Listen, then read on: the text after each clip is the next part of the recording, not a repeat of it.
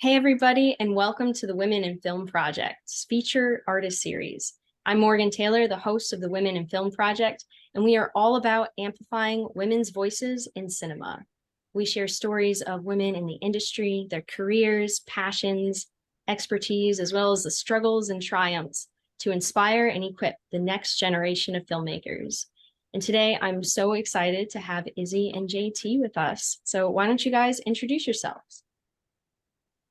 All right. Hi, I'm Izzy Ingram. I am a producer, writer, and actor. I also work with MTV Digital and their production team.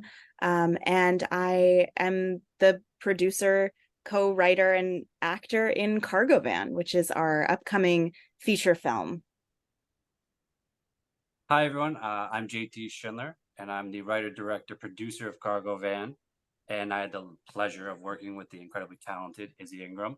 And I'm also the lead designer for our merch and everything we've been using to back end the actual completion of the film. So that's been a lot of fun to touch the other creative side of both myself and filmmaking. That's awesome. And what part of the filmmaking process are you in right now with Cargo Van? I can answer that because I just had this conversation yesterday. We just did our last ADR. We had to pick up a few lines, which means now it goes into post audio for the second pass. We have a new color pass coming in. We have a new graphic pass, and we have a new. Since it's a one-shot film, when I say we have a new edit pass, it seems misleading, but like we have to adjust frame. So we're in that like fine tuning moment, which is always very like nerve wracking because now you have to let go and you have to stop doing things. So I would say, it's with about one more month, we'll probably have a finished film. That's amazing. And I definitely feel you on you just have to let it go at some point because editing can be very uh intricate, very, oh no, one more thing. You had Right. mentioned, Oh, yeah, go go ahead. ahead. Well, Please, please. it's its own thing to, take your hands off the wheel and just trust the people that you work with. And, thankfully, JT and I have a fantastic team of really dedicated editors and the whole team. So I feel confident, even though there is that little bit that's, nervous to let go. But I think it's in very, very good hands. I have to agree with that. I think the only thing that lets me sleep at night is knowing that Izzy and I found people who could do the job. And it just takes that trust in them to be like, please do your best. I know you can. I know you can do really well. Yeah. What was your process of finding the right people, whether networking or tapping into people you've already met in film? I feel um, every project usually requires different people. And so you have to explore your pre existing relationships.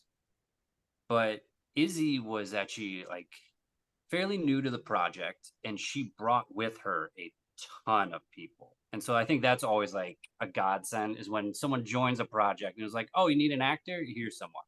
You need an AD? Here's someone. And you're like, oh, do you have other things? And she's like, yes, I also have a music producer. I mean, Izzy should probably like you brought most of the team. Well, I did. Yeah, I brought a network of people that I had both worked together with and also just knew personally and knew that they were very talented people. So for example, the other lead actor, Paulina, she or the character's name is Paulina and the actor's name is Paulina Knack. And she and I are both actors, and we actually met on set together when I was a production assistant, and she was an AD at the time. But we just developed a very natural friendship, and I got to see some of her work. And I actually wrote the name Paulina in the script before we even considered casting her. So it just seemed like a natural fit once we found each other. Yeah, and other team members, Nagin Kihanfar, she's a very, very talented production designer that we've worked with many times before. Kayla Windsor, who I think was also featured in the Women in Film Project. She's a super talented DP out of Arizona. So yeah, it was just a great group of people that we were able to mesh together in a way that worked. That's so cool. And where Where were you guys filming? Where are you guys based out of? So we filmed it in Red Hook in Brooklyn. I'm based in a different part of Brooklyn. But yeah, we filmed it in there in a pretty much like 5 block radius, I think. And we just took a cargo van, and I was actually driving it around this loop that we had created at about 5 to 10 miles per hour. Nothing crazy, but yeah, that's where we filmed it, and we were able to get a lot of the natural beauty of, Statue of Liberty in the background, and all these great stores that are in the area. So it was nice to be able to feature a lot of what we love about New York and Brooklyn specifically. I have to shout out Dean Parham, one of our producers. He showed up to my house one morning on a motorcycle with a helmet. He's like, dude, I found the spot. I'm like, you look like you found the spot. Like, you look so cool right now. And he took me there. And this was a guy I met working on Comedians in Cars Getting Coffee, which is like the only reason I wanted to even attempt this project is because we had a logistics person who had done this before. They had built a loop that was safe, pretty, and accessible. And when he took me there, I was like, this is it. This is, how did you find this? And he grabbed his motorcycle. I was like, oh, yeah, you're cool. And you just know where cool things are. But it was such a beautiful spot. And I think when people see the film and you see it go from the Statue of Liberty into like a grittier Brooklyn that's not exactly as wealthy as the Manhattan, it's a cool juxtaposition. That sounds really cool. Let's talk then story and kind of the concept of the film and whether inspiration, where you guys got the idea and what the film's about. Sure, I'll start us off because I initially came to the idea sitting in a cargo van talking to another PA, and they were like, "There's no good movies about PAs." I was like, "Yeah, because it'd be kind of boring, because it'd just be us sitting in a cargo van talking like this." And so I sat with that for years. I really did, and I just kept trying to imagine like what would make it interesting. And I started to develop a story about a guy and a girl working together. Maybe they like each other, maybe they don't, and we tried it, and Izzy joined as the female lead, and we worked with a male actor, and we're like, I hate this. It doesn't feel right. Something doesn't work here.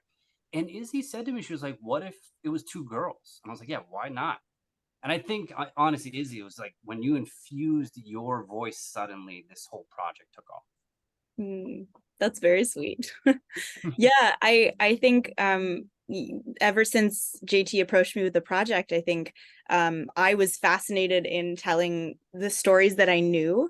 And at the time, and still currently, I am a production assistant, and I was a production assistant, and I knew that lifestyle of, being the unsung hero on sets and getting to come in first and leave last, and have the lowest pay and all the dirty work that goes into it. And I kind of wanted to take this idea and turn it into a celebration of those lesser appreciated roles. And everything is more fun when it's a little gay, so to add that into, I'm like, yeah, let's do it.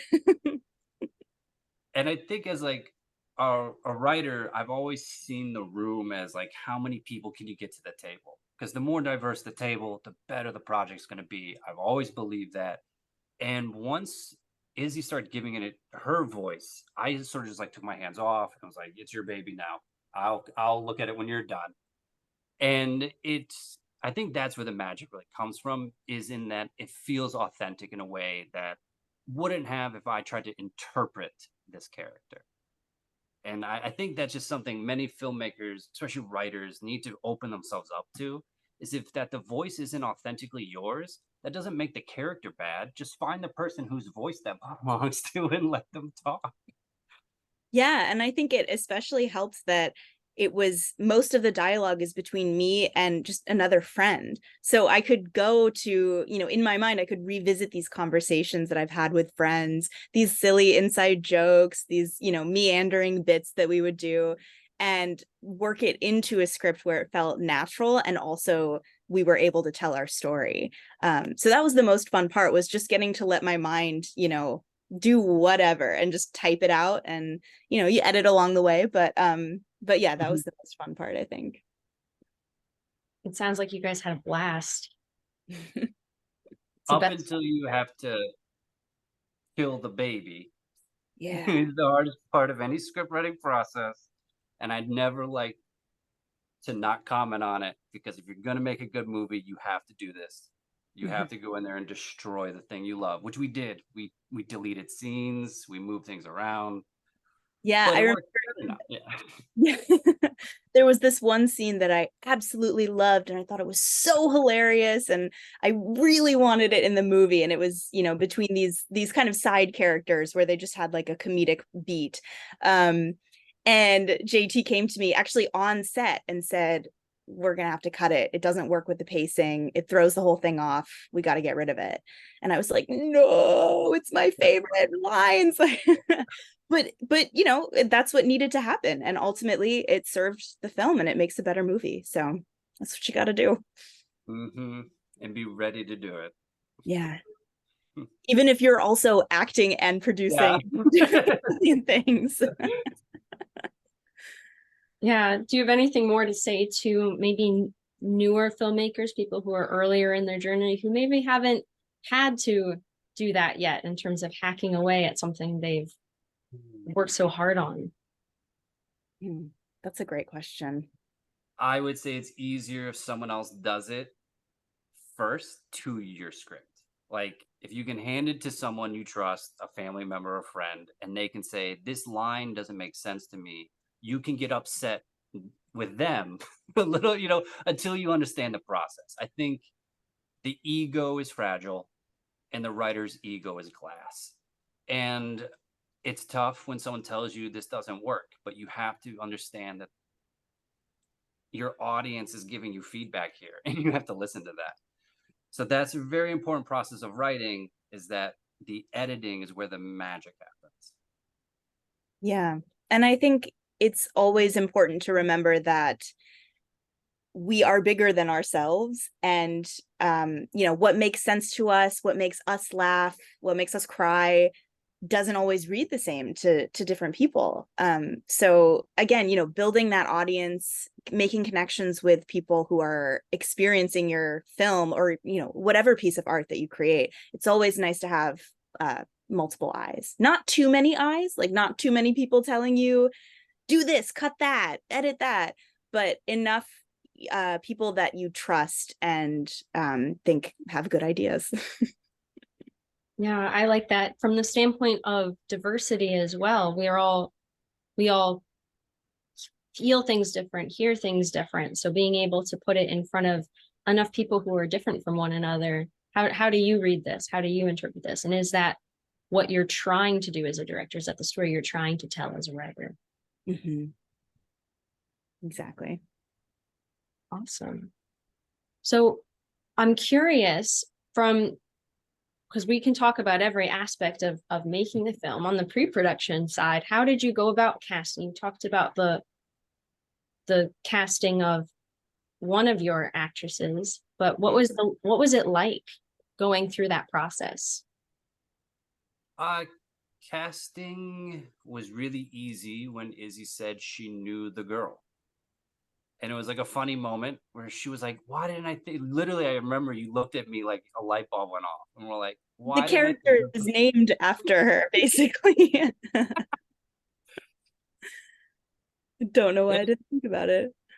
And really, it was just simple from there. And the rest of the talent, fantastic, fantastic people. I really want to get out to JC, Manoj, Anissa. They were fantastic. They came to us from backstage. They auditioned, basic process. We looked at everyone we could, chose the best available. And really, for the extra casting, they they had to have improvisational skills and they had to have some combat capability. Without giving too much away, they needed to be able to get beat up. And I also think that is why this was such a good project for myself and also Paulina, because we both come from theater. So when you're doing a one take film where it's basically 40 minutes of no cuts at all, you're just keep going, you need to have that experience of like a live performance and building off of each other. And if I flub that line, can you pick it up for me? And it's all about like trust and knowing that no matter what, you have each other's back. So that's what we looked for in all of the actors, and thankfully we got it. Yeah, when you said you knew Paulina and then we did our first like cold reading together, I was just, yeah, the movie's done. This is perfect. Like you're just already like riffing. Got it. Like it's great. Yeah. Let's Yeah. go make money. So you mentioned a few times the one take. What led you to that point of saying, "Hey, this is how we're going to film this"? JT, I I'll let think, you take this one. yeah, I think we agreed that the movie was going to be interesting if you felt something happen to you. And really, the only way you can achieve that is with a one-shot process. We were also working with a very reduced budget constraint. So, what's the easiest way to reduce the amount of days? One shot. And so this constraint put a lot of creative like juices forward. Our DP had to bring in multiple camera, a lot of things had to happen around this. And we suddenly realized that 4 days of rehearsal was going to also require 2 months of fight training, which is also going to require probably 6 months of pre-production just to get this. Like, it was weird to make a movie so different than how I'd ever made another movie, just because of what I was focusing on. Um, and then you spin your plates and you look at Izzy slowly. She disappears out of frame. You're like, good luck. And you just hope that everything worked. Yeah, it's like sending your child off on the first day of school. It's like, I hope I've given you all the tools that I can. Best of luck. See you at the bus stop. We got you what you asked for in gear. You trained for this. You prepared for this. See you on the other side. Yeah. And on the third time, it turned out great. And I think we did 4 takes in total. Mhm. Yeah, so that shooting day, because we had a full day of rehearsal where, how JT mentioned, we had to bring in extra cam ops and extra PAs and everything. And then yeah, that one day we just did 4 in a row. And that was an emotional roller coaster from an actor's perspective. But yeah, it was what we needed to do. So yeah, we did it. Wow. And how many cameras? So it was one camera. Okay. So to be a true one take, one shot, we did one camera, which got passed in and out of a van around 2 people. It was handed off multiple times. Very fun. There is an additional camera that was a GoPro, but that was just so that we could prove we were doing it in one shot, and that's sort of just like filming behind the scenes. But that was the challenge. Yeah. So And impressive. there were some hard challenges, but also very fun challenges, especially the day of, when you realize you've written this script, you've rehearsed the actions, but now you have a camera that you have to also act with, and account for. And so we had some fun moments where we were editing the script on the fly and changing blocking and everything just to make it work, but it did. Was that in between the 4 takes or immediately before? Yeah, so basically, like a take would happen, and then whatever didn't work, there'd be a media powwow. I mean, like, okay, so you can't use Huddle, that. huddle. Okay, Yeah. yeah. Yeah. Wow, I'm curious about, if I may ask about the rigging situation. How was there a certain way that you set up the camera, that it was passed along or moved, that made this work the way it did? we we talked a long time about this, and we played around with the idea of using like a gimbal on a stick, of using actual steady cam, of using like a gimbal with the double arms that they use. And eventually the DP was like, there's this camera that Netflix approved that has an internal stabilizer. So we could just get a steadier shoulder rig and then like this cloud like pillow they basically wear. And it won't be perfectly smooth, but it'll be smooth enough that we put it in post, it'll be fine. And we did a test of it and I was like, oh my, yeah. So like the package was literally like tiny. So that way it could be passed through small windows, things could be rested. There was no real danger to any crew member. It was the ability to do it with the least amount of gear was what made it possible. Wow. I have so many technical questions that I'm sure there are less listeners who would love to know what kind of lens did you use? Was it just because I guess suppose you're so Yeah, close up in they ended up going with a 25 Zine Prime that the DP owned and brought for us, which is very nice. So that's a fully spherical cinema, quote unquote, cinema style lens, pretty wide, and that just like probably bigger than the camera body. And it looked goofy, especially when you start throwing on like, you have all your wireless systems, your all focuses are strapped to this camera body, and now you're not seeing the sensor at all. You're just kind of seeing apparatus. But it achieved what it needed to achieve. We were very happy with the result. battery situation? All Anton, double Anton, shark finned in. I think they were running like 2 to 3 at a time with also like he had like a backpack to hold additional juice. So there was basically a backpack unit that was a shark fin double attached. I think Anton Bowers. I think so. And then that had a cord coming actually out to power the machine, which was going through another like lock-in system. So the camera itself just had a one battery to keep it on, and then it had a whole like explosive device attached over here. But they were like, "No, this is the way to do it." And I'm like, "You say so." And I remember too, after every take, we had a camera operator who he had like a giant, pillow under his shirt to hold the camera. And after every take, he would just lie on the sidewalk, just completely flat, and just just try to regain some of the energy that it took to do that. They were a very strong camera team. Kayla Windsor, all respect to her, she put together an incredible film for us, and everyone was very dedicated to make it happen. Yeah. That's amazing. This is this is so cool what you guys did. I'm so Yeah. excited to see this movie. We're excited to see it too. Yeah, we're very excited to share it. It's at that point where we can taste it. It's right there. So we really do want to get it out. We want other people to see it. We're very proud of it. Izzy again did a fantastic job. To carry a film truly from start to end is no easy task, and she did it in one shot. So I do have to give her a little rose one time just in front of everybody. And Paulina, who's not with us, helped. She she was also there. But when you're the first person on camera and the last, you have to do something right. Thank you. And JT, an incredible director, also truly from the origins of the project to now. So thank you for that. Let's sail this ship into harbor. That's what we gotta do. We have to finish the trip. Yeah, I'm excited. Yeah, as you guys are in this phase of post-production, what is do you have a plan in terms of where it's going out to first when the film is ready? Well, we want to do some. Oh, go ahead. Please, please, please. I think JT knows more of the specifics, but we want to do some festivals. We want to get those nice tree branches on the poster and get the word out. And we want to build a very solid audience of people who are asking, when is it coming out? Where can I see it? And then eventually put it online behind a paywall, available to rent or watch for not that much money.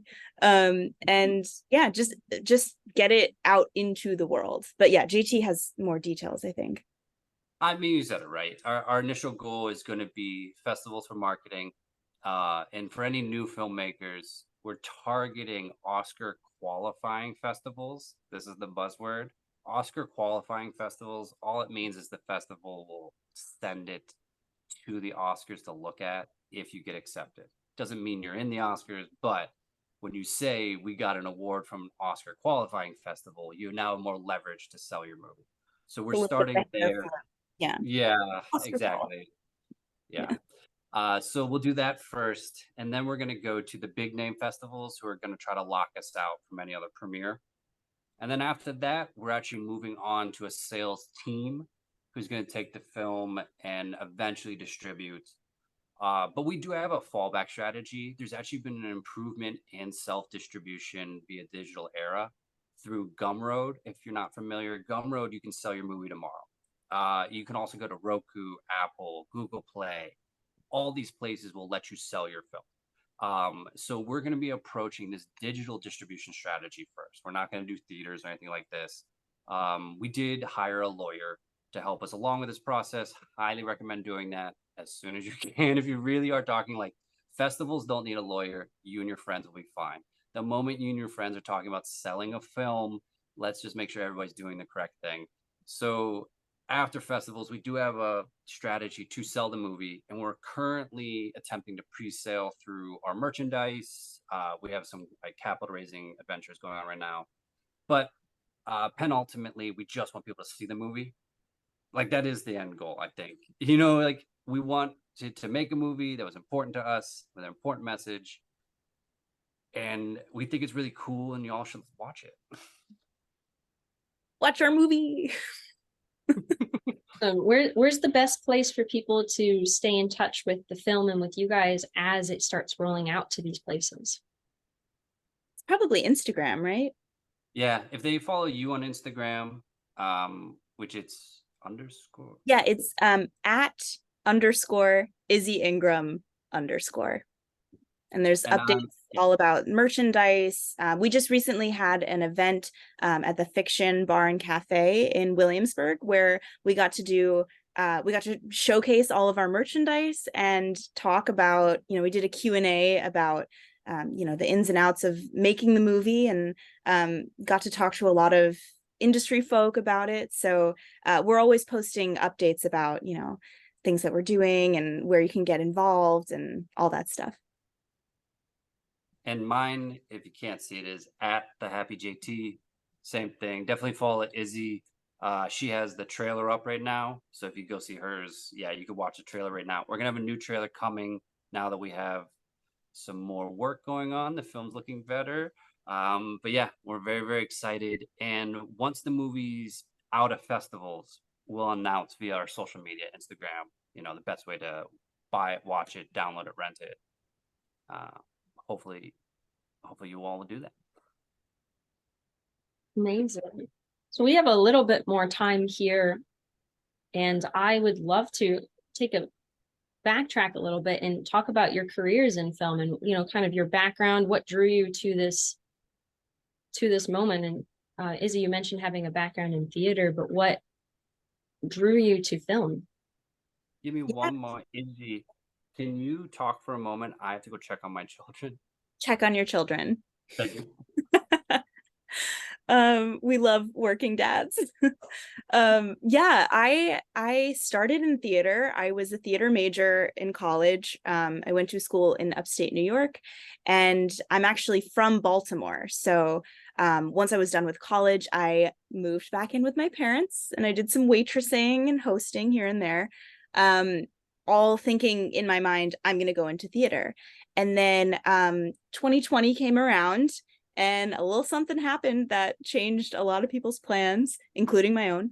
And so I didn't really do anything with theater for a while, but I did have a lot of free time and access to the internet. So I actually went back and watched, or I'm still watching, the AFI's 100 Years, 100 Movies, the 10th anniversary edition, just to get an understanding of what film was. I had taken film classes here and there. One of my favorites was actually the history of sound in film. So we talked about, movie soundtracks, everything from the silent movies to, present day. And I just loved it. So I felt like that was a place I could explore. So yeah, I think I'm 93 movies in. I started it 2 years ago, so I have, I think, 7 left, which I hope to finish by the end of the year. But Congrats on that. What a feat. Thank you. I'm also posting updates about that on my Instagram. So if you're really curious about 20-somethings opinions on 1927 F.W. Murnau silent films, that's the place to go. Um, but yeah, I actually connected with JT right before I moved to New York, which was about 2 years ago. And we just had a great connection, and we knew that we wanted to work together. So once I moved to the city, we started on a music video for a Brooklyn band, a Brooklyn parody band. And then we moved on to short films, and yeah, we've been working on projects for ever since. Super cool. Oh, and I also do I work with MTV Digital in their production department. So I do a lot of things with, uh Paramount Plus shoots and Snapchat stories and game shows and stuff. So I like to, have my hands in many different pots. It sounds like never a dull moment. Never a dull moment. Oh, hi, cutie. Hi, everyone. This is Hi. Arjun. Arjun wanted to come in for a second, or he was going to cry. Love the hair. Yep. Hey, buddy. Yeah, I still remember you just kind of like messaged me on Facebook and you were like, "Hey man, can you teach me about filmmaking?" Yeah, and I you was did. like, "Yeah." I was like, "Sure. Sounds fun." Yeah. It's the But I beauty think that of reaching out to people and how the internet has connected us all. It's so easy to make those connections and get the right people in your circles. Yeah, yeah, I and will say it's easy to make connections. It's a little harder to follow up and keep those connections solid. And thankfully, JT was one of the few who followed up and was eager to work together. well, I think it was really rewarding, and I find that I become a better filmmaker every time I teach someone else how to be a filmmaker. And my approach, and you can comment on this, Izzy, has always been to show you how to raise money, how to budget accordingly, how to get the money from someone else. Because I think every filmmaker knows how to make a movie, but none of them know how to get the money to make the movie. And it's like that sucks because if we really want to win this war of the mind and we want to out propaganda the people who are saying mean things, we need more money. And we have to raise more money. And so like I think this is the skill that I like wanted to impart on you, and I didn't know it very well. So I started learning, as I taught you, and then we started teaching each other, and then it became this sort of thing of like, what if we tried this? Which that was the moment for me where it was like, oh man, students passing the master now. Oh no. Yeah, and we had worked on other projects previously, but it was for other people or other artists. And I feel like this cargo van is the first time that we really get to put not only our own voices into a project, but also our own knowledge and understanding of the work that we've done that leads up to this. And it's the first time we really get to put it into practice. It was the first time I got to say who was going to sit at the table, and we got to just hand pick, cherry pick everyone we thought was going to promote inclusivity, diversity, open mindedness, like everything this movie is trying to do. And then anyone who like came near the project, we were like, that doesn't vibe. We had the power because we controlled the project to be like, we don't really want you near this. We don't want your energy touching this. And I think that is important as artists, that we need to become more willing to work with money, learn about money, and find people who have it, because we as a community need to support each other to make movies that oppose the things that we don't like. Because there's a lot of things that are being put out there that I don't agree with, that like have messages I don't agree with, that are promoting violence against people I love. And you're just like, man, how did that get paid for? And you look at it and you're like, oh, well, we need to work harder because we need to raise more money than that. Yeah, that's super important. And I think it's beautiful that you then can help mentor and to kind of teach others so that the right stories or stories that promote more beautiful things can get out there in the world. Every time I teach someone how to do it, I learn three things I didn't know. And my hope is that Izzy's going around teaching people how to do it, and that she's learning three things that she didn't know, and that we build this web of people who all know how to do it. and all are supporting more of like a beautiful light future. And if enough people kind of get on that mentality, we can't oppose the structure that's in front of us. But it does take a huge network to do it. Yeah, and I think I was mentioning the AFI's top 100 films list, and part of going back and learning about all of these important films throughout history is also learning about some of the not good people who made them and who are still making them, and how much influence they have and have had on the industry as a whole. And that, I think, really galvanized me to want to take a different approach to filmmaking, whether it's just the attitude on set to the overall project, just having a sense of respect and appreciation for each other, and knowing that where you are it's a safe place, and just dealing with issues as they come. I think that's one of the things that I learned. One of the things I learned most about the industry I was entering was just that there is a lot of room for change. So that's always been my mission, and I hope that I can keep carrying that out. I think the safe space comment is the most important.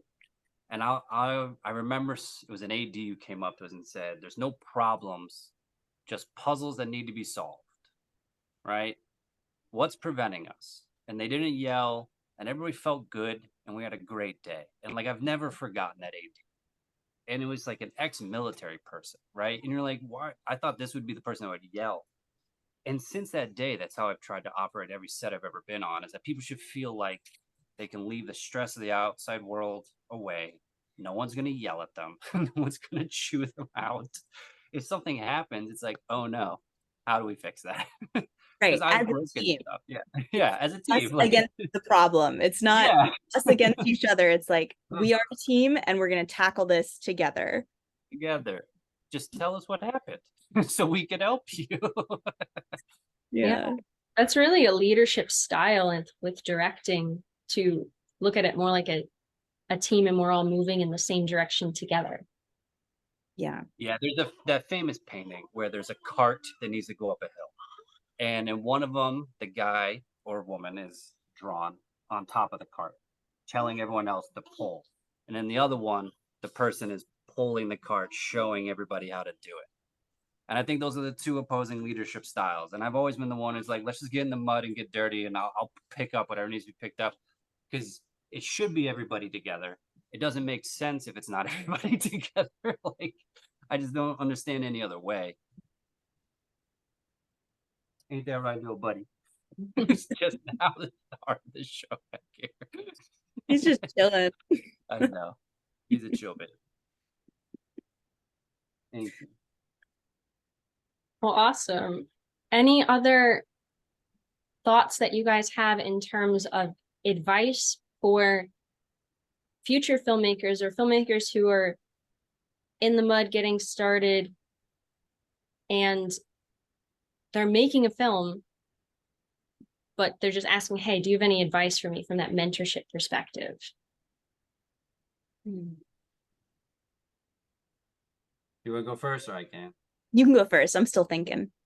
Please. I think, I'll give a really easy one. A day should be broken into about 10 hours, and you should pad in like an hour kind of on both ends. So when the day starts, say it's 7 p.m., you should expect your first shot to not really go up until 8:30. Because that first hour, you need camaraderie time. You need people to load in. You need people to carry gear in and ask each other how they slept. Then you put them to work. Then you shoot for like really from that call time to 6 hours, and then it has to be lunch. And I feel like this is really like basic, but people mess this up all the time, and your crew gets angry. And I think the one thing I have dealt with a lot on indie films is mutiny. People will quit. People will walk off sets, and I've had to, as an underling, observe this. And so you learn just to treat your crew with respect, make your timings very accurate. And the best way to do it is 5 pages a day, to 4 to 5 pages, right? Which means you can do 21 setups. A setup is if you change the lens or the tripod, anything, all right? And you do about 3 to 4 takes. If you do this, you'll always make your day. Always. Like 21 setups is like that magic number. You can push this number higher. But I think for some filmmakers, they show up to set with a shot list, but it's not prepared for the day. Or they'll show up with storyboards, but it's not prepared or like logistically in any order. So help yourself, like save yourself in pre-production and just do the basic math on time management for your set. Make sure they're fed on time and make sure there's a bathroom for everyone. There needs to be a bathroom for however anyone identifies that they feel safe in. This is so important, and I don't even really want to discuss it too much, but like this is something that needs to just I've shown up to sets where it was like, where's the bathroom? And they're like, it's not available until, and they set a time. And I was like, well, I'm probably not available until that time. Like, what are you talking about? There's no bathroom. So, Yeah, and that bathroom should have a working light that's not a flashlight. This is by the way, we're the reason why we're talking about bathrooms so much is because JT and I have worked on sets where the bathroom is a literal outhouse in the middle of nowhere with no light and no hand we sanitizer, were lied to. running We water. were lied to about this situation. Yeah, so do research on the bathrooms, please. For real though, and that's like not to be understated, because if your crew shows up tired, hungry, and needing to pee, you're gonna run into just a bad product. Because if your crew's not happy, their unhappiness leaks into their performance. That's sort of my advice too, is to come as prepared as possible and know that things will change. And also JT and I recently went to the Big Apple Film Festival, and there was a Q&A afterwards, and I in my producer mind, I asked, what is the one thing that you didn't account for in your budget that you weren't expecting would cost as much as it did when you were filming? And the number one thing that people said was food, is just craft services, is meals. It's so important and we don't think about it, but food is fuel. And not to quote Ratatouille, but food is fuel. And Quote it more. What does the yeah, woman say? anyone can cook. Anyone can cook, and food is fuel. And yeah, meals are super important. And just take care of your crew. Just be nice, be a sweetheart to your crew. Take Yeah. care of your crew. Yeah. I think you take care of your crew will take care of you. Yes. And that's what you need to happen on set. And it's food is about $30 per person per day. So if Yeah. you do a days out of days, which everyone should know how to do a days out of days, if you don't, look that up after hearing us talk about it and just start making days out of days, which is how you list out how many crew members and cast members and extra are on each day, because now your accountant can do the math. So this is a very useful trick. It'll save you a lot, because I know a lot of people show up to set being like, oh, right, food. And now their credit card's going out and getting hit for like $1,000 because they didn't think about it. Yeah, and I love the through line of everything that you're both saying. When you take care of your crew, there's so many aspects to that, whether it's food or the bathroom or even the well-being of giving them the margin in your day to just have that camaraderie, because it's the well-being really does affect the product. And when you take care of yourself, I've seen that, but also when you are tasked with the responsibility as a director, as a leader on set, you're taking care of others to take care of the project as well. Yeah, because in the end, you all want the same thing. You all want a fantastic movie, and that's the way to do it. I think you all want a fantastic movie, and if you treat the crew with respect, they're more likely to do it. And I think ultimately, most people just want you to look at them and hear them. And like, it's like so small, right? But it's like, if you just look me in the eyes and listen to me when I talk, I'm going to give you more respect now, because you're treating me like a human being. We have a phrase in a group I'm with where it's like, You talk to the janitor and the CEO the same way. You talk to the husband and the wife the same way. You talk to this person and this person the same way. There should never be this like scaling up or down to either side. Like this partner and this partner should both have the equal respect from you, regardless of who you knew first. And I think when you're with crew members, that's all they want. They just want you to know that you're worried about them being fed, you're worried about them getting paid, and that you're going to make sure they're not wet, cold, like just be a good caretaker. And that's your whole job, because these people don't have to be there. I love that. Yeah. Thank you guys so much. I love all the things that you're talking about the film, but also these are really beautiful nuggets of wisdom, for all the people listening. So I thank you so much for sharing that. Yeah. And we have little nuggets of wisdom, but we are also very aware that there's so much left to learn, and we're always open to learning things. I think that's the one thing I learn every day, is that I still have so much more to learn, because it's just tip of the iceberg all the way down. Awesome. So one more time, can you guys share your Instagram handles so that everyone can continue to stay connected to you as Cargo Van is getting out there into the world? Yeah, I'm at _Izzy Ingram _. And we are the Happy JT. Awesome. Thank you guys so much for being here. I had so much fun with this conversation. And thank you all for listening.